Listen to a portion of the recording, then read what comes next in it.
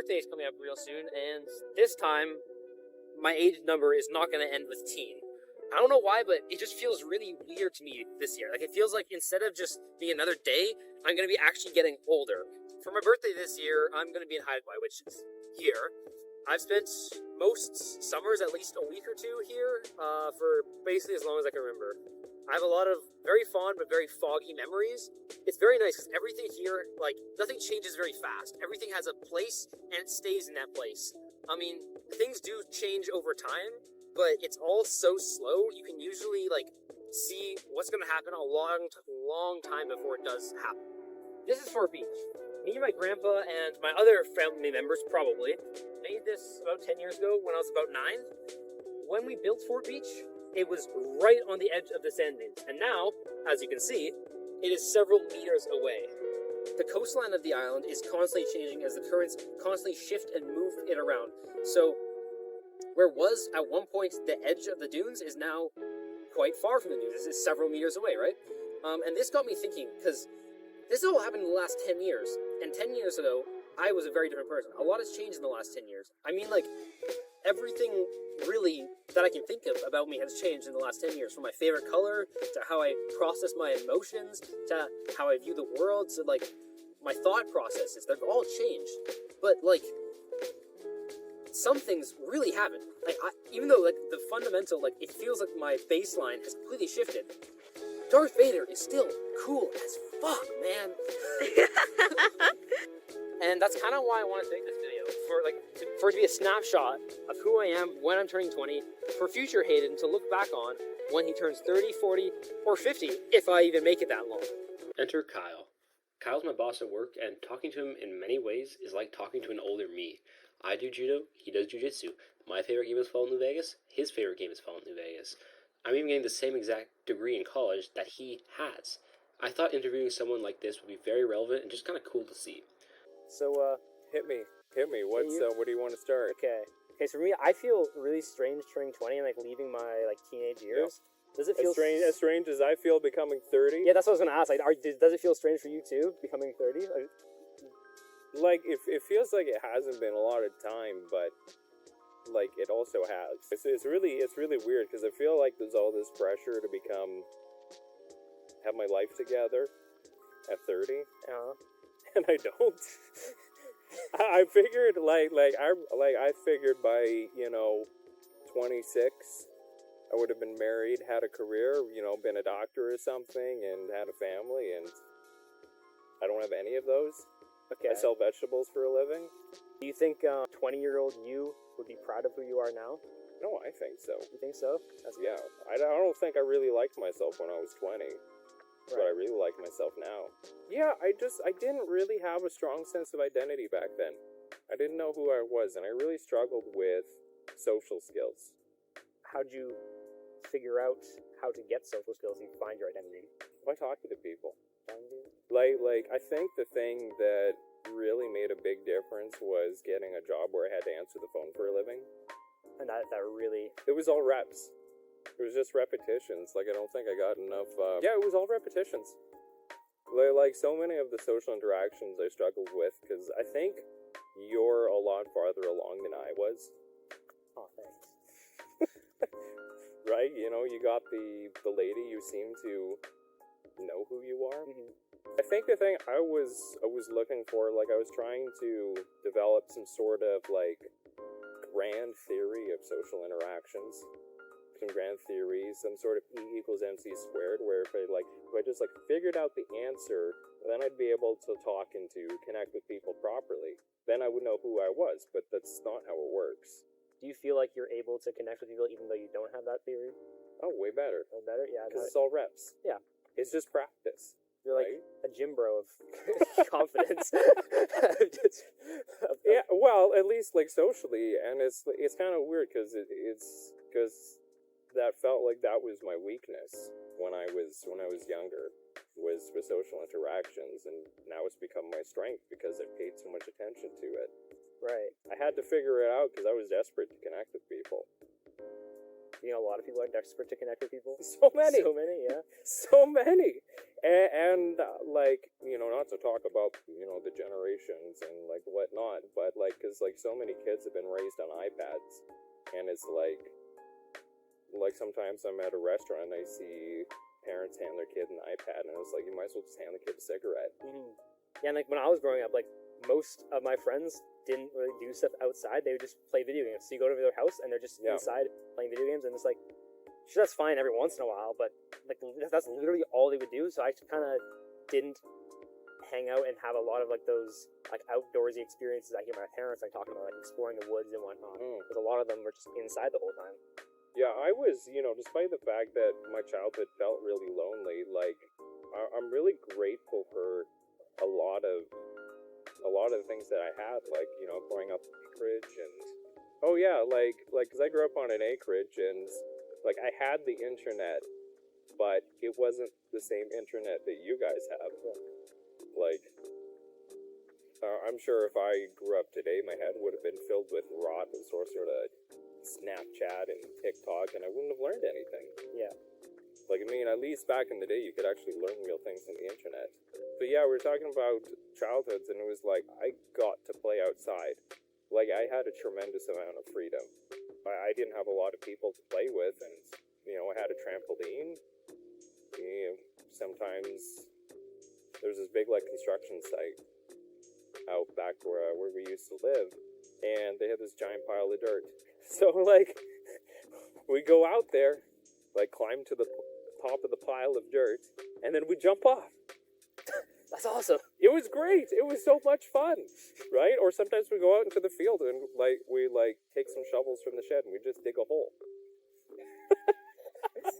And then we'd sit in the hole and life was good. What are some things that you know now that you wish you knew when you were my age? I wish I'd learned to ask for help. Like, I thought back in the day that I had to try and figure out everything on my own. And that's so horrendously inefficient. And like the way the emotional trick there works is that you feel like, at least for me it was, and I think it's true for a lot of other people too, is if you never ask for help, then theoretically you never get rejected. Then you're trying to figure out how to do everything and you don't know how to do anything.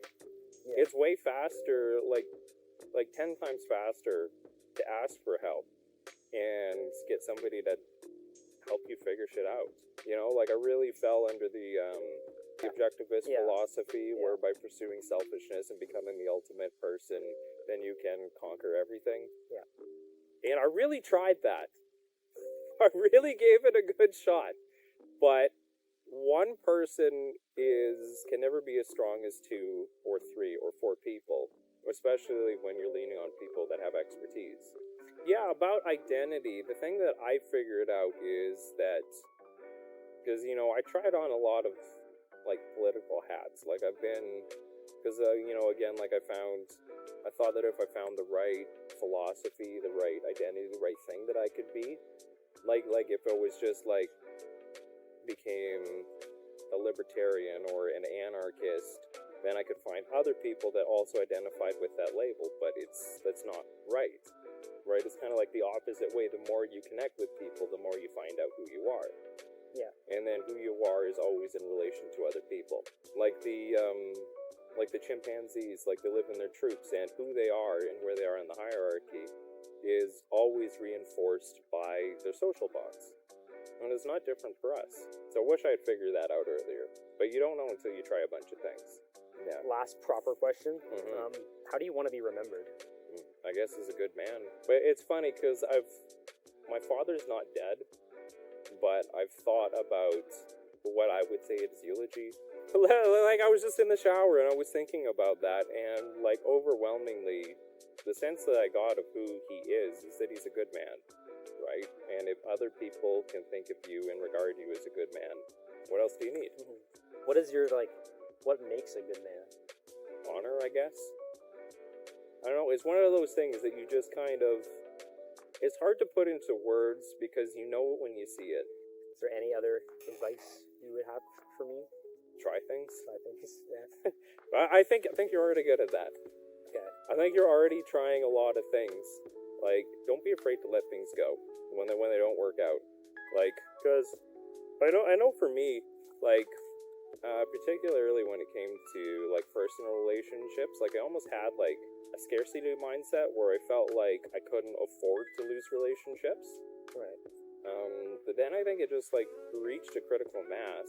So like of course then I'd hang out with people that like really weren't worth my time and be giving them emotional energy, and it was like, you're not giving me the same thing back. Once you have enough connections, then you can afford to let the bad ones go. Like, I've gone through so many different friend groups throughout the years, and you always think, like, these are my best friends, these are my people, these are going to be my people forever, but they rarely are. But that's okay. That's okay. Most people are temporary. In the long run, everybody's dead and temporary. But it's hard to think of people like that. Oh, that was the other thing I thought about that was really useful. There's no bad emotions. No bad emotions. Like, you know, people tell you, like, hate's bad, anger's bad, resentment's bad. But even negative emotions are just data. It's just information, right? So if you're feeling particularly resentful, like maybe you feel bad about feeling resentful, but no, it's like your body's trying to tell you something.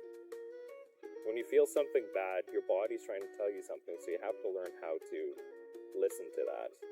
How do you learn to listen to that? Observe your emotions. Just don't, like, if you feel a bad emotion, picture myself, like, physically stepping back from it. And I just let the negative emotion happen, and I just observe it. And that's all you need to do. Any final words?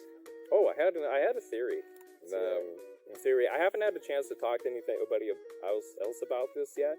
So, like, you get to be the first. Oh, yeah. Honored. I have a theory that we never stop being children. We never stop being kids. And, like, because I was thinking about this from the perspective of the anatomy of the brain and how it grows from the inside out. Mm-hmm.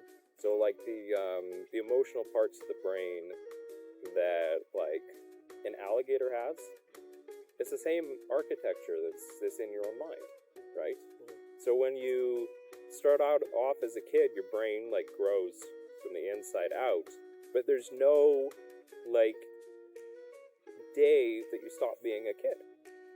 Because it's always still there, just yeah. layered inside. Yeah. So sometimes I like to think about myself, like, if I was a kid, what would I do that'd be really cool? To honor my inner kid. To honor my inner kid. So, here comes the knife.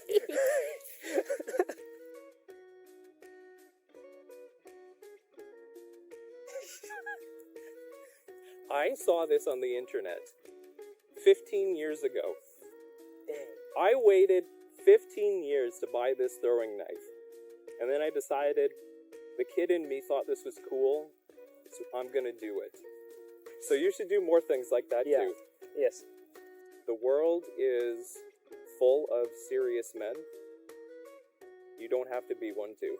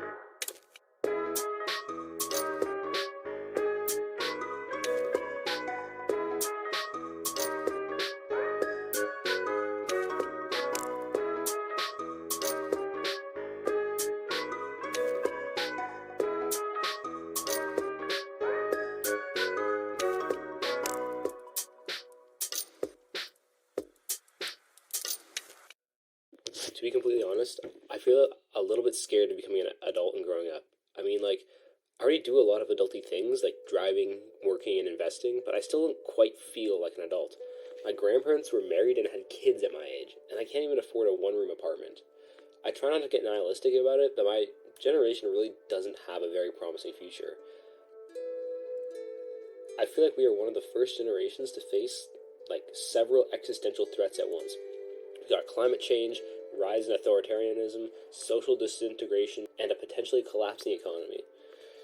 Maybe it's just too much for us to take on at once, and that's why we see so many youths either abusing substances or joining more extreme groups that promise a solution.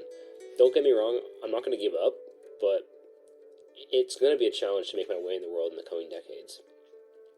All that being said, I'm very excited for the future. I feel like I'm entering a period with more freedom than I've ever had before, but also with more responsibility as well. I'm excited for the places I will travel to, the people I will meet, and the things that I will learn. There's so many things in this world that I don't even know that I don't know about yet. I always wonder how much I will learn about myself as well. Right now, my main goal is to become a physician scientist, which will be a very good move in the long run, as it's a job I think I would enjoy and it also pays well. But that's going to take me 10 years to get the degrees necessary to get that job. And I would rather spend my 20s traveling around the world while I'm still fit and young. And ideally, finding a way to make enough to support myself along the way, rather than being in school until I'm 30.